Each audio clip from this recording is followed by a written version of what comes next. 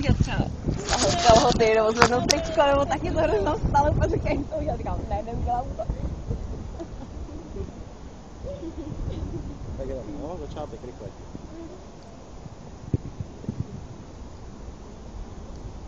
Tři, čtyři.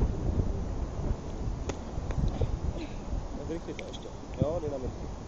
Tak vystřel. No.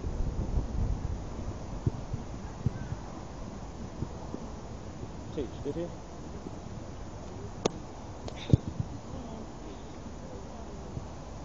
Ještě rychlejší. Dynamicky. Pak jak bys tam chtěla něco utrhnout. Ne, doma do toho dole. Tři, čtyři. Ty vole, Terry.